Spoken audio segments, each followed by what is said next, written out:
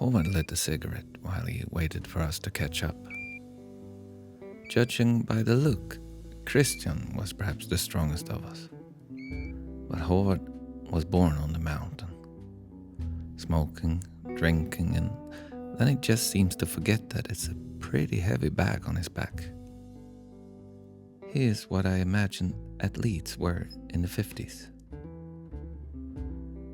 Once again, we stayed away from the river and walked through easy terrain.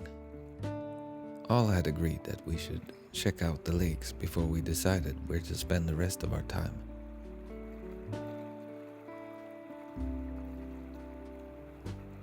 Lemke asked me if I thought Christian was having a bad time. Mood manager seemed worried, and I understood him. It's almost scary to watch Christian fight his anxiety. Gradually he had disappeared inside himself since the trip started. I don't remember what I said to Lemke, but I wasn't worried about Christian. Perhaps I was wrong, but I still counted his behavior as a part of the experience of being Christian. After an hour of hiking, we reached the lake and filled our bottles. Grandis, Lemke said, and pointed to the calm surface on the other side. We are no entomologists, but the big caddis named Grandis is easy to identify. It's twice as big as any other caddis. It feels like a glitch in evolution. A big piece of meat, and it's not even trying to be discreet when it's moving across the surface. That was not a tiny fish, Howard said, looking over his shoulder. The Grandis was gone and we had already started walking to the spot. In the grass along the shore we spooked several pikes. In the river, where the current hold the fish in the same spot, we usually decide whose turn it is to fish, and then fishing is a group activity. But in a lake, the fish is moving. The chances come and go fast, and there are plenty of room for everyone to be fishing. Marcus started rigging his rod right away, but he had no chance against the Norwegian. Howard always walks with a rigged rod, no matter how long the hike is. It feels like he has situations like this in the back of his mind all the time. Before I had released myself from the burden of the backpack, he made some sort of primeval roar.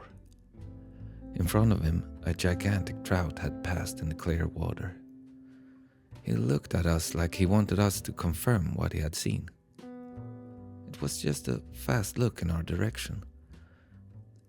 Then you could see how the hunter genes took control over his body. He placed his fly in the direction the trout had been swimming. The rest of us were in another world. We hadn't seen the trout.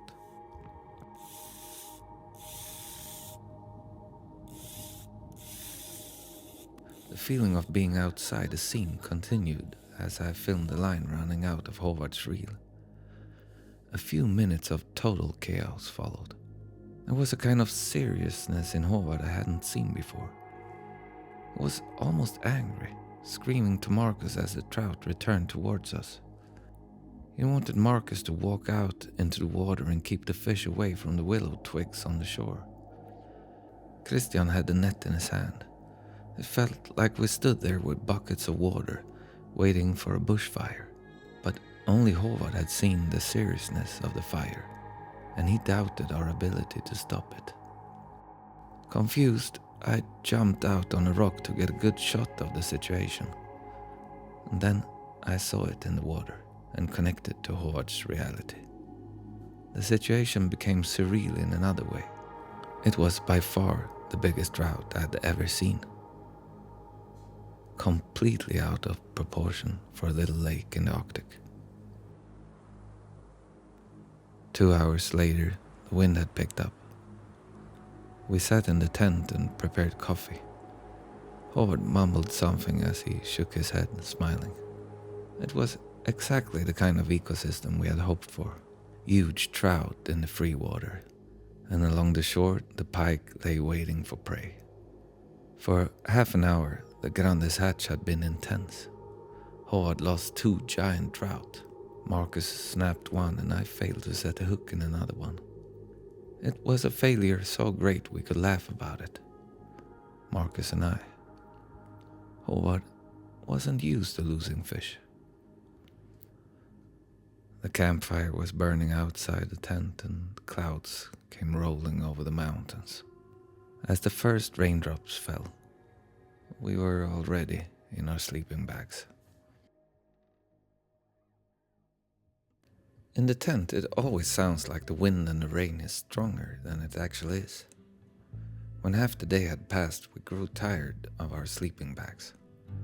The wind had the lake in a steady grip. I took a walk, filmed some birds and fished for the pike. Then the rain stopped. Back in camp, I watched Christian feed the fire as Howard and Lemke were back discussing the Norwegian language. The wind wasn't as confident as before.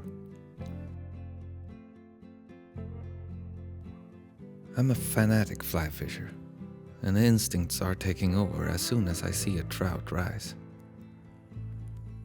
But I'm just a pale version of Howard, and I find the brotherhood and the laughing around the campfire the best part of a fishing trip. I wait for it to come naturally after a good day. But I'm nothing compared to Lemke. He's working to reach that mood every time the campfire is lit. When I first got to know Christian, I found a friend, a part of me that I've always kept to myself. That version of me finds profound beauty in the swaying grass on the riverbank, the movement of clouds, or experience the intense melancholia of a summer meadow. It feels like my mind is like the forest at home. The summers are an explosion of life and sounds, but they are very much linked to the dark winters. I don't think they could exist without each other. As soon as you have harvested all the wonder you can get out of a flower, you need to find another one. If you don't, you better find an activity that silences your mind. Or otherwise, the brain has to create engaging activities for itself. And it seems like negative thoughts often are more engaging. The brain is, after all, the brain. It's smart. It knows your weak spots and goes for them. And all of a sudden, you're sure your wife is about to leave you. The pain in your foot is cancer and you've wasted your life and potential making stupid short films about fly fishing.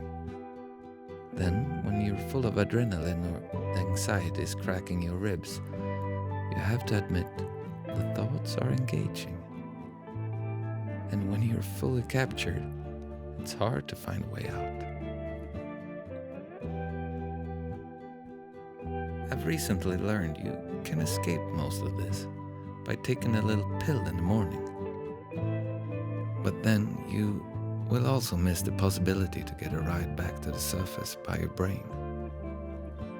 And that ride is my favorite part of being alive. When a positive thought suddenly appears, just the seed of an idea, often some new way of creating something. Maybe I can write a fishing story.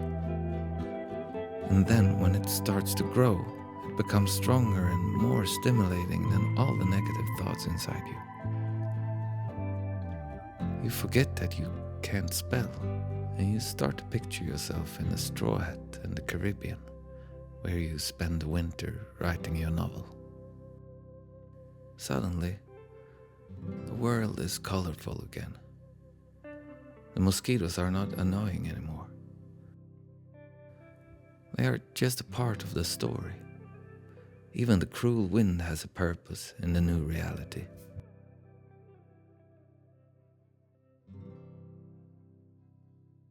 When the heroes of the story had reached the lake and learned its secrets, the evil Arctic wind was the final boss. It had played a good role, but now, at the very end of the story, The boss was injured. The blank spots on the lake grew larger. On the other side of the lake, two crouched figures sneaked on the rocks. I followed them in the viewfinder. They had seen something.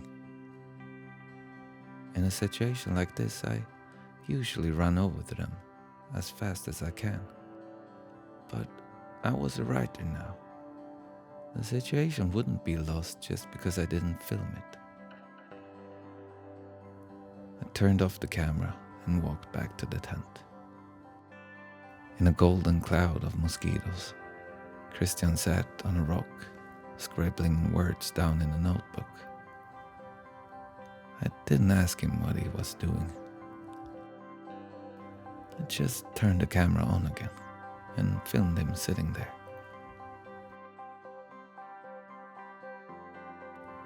Maybe I would recognize this scene in a song at some point. The lake behind him was blank and silent.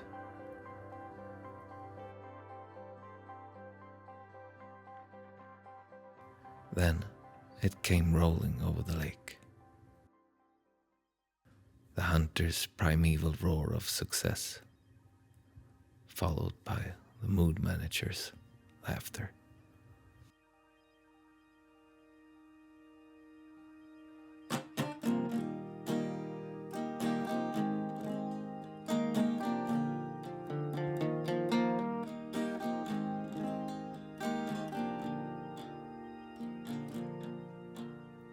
When there's no one here in the trial, who will live through your first day's trial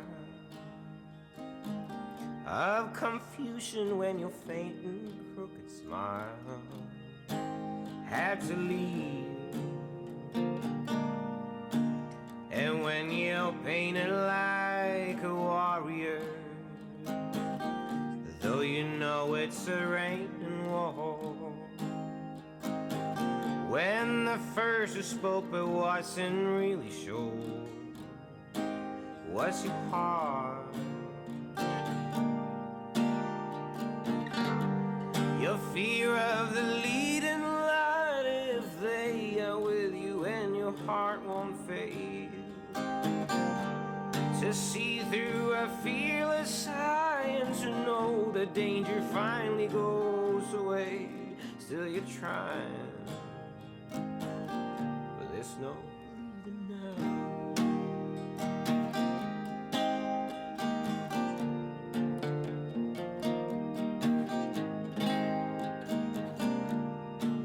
And with your quiet damn devotion to be lost like your child again, claim forever as a close and honest friend to your ways. Will there be time to harvest rivers that for so long refuse to grow? All the little things you need to build a home for your love. Your fear of the leading light, if they are with you and your heart won't fade, to see through a fearless eye and to know the danger finally goes away. Still you're trying, but there's no leaving now.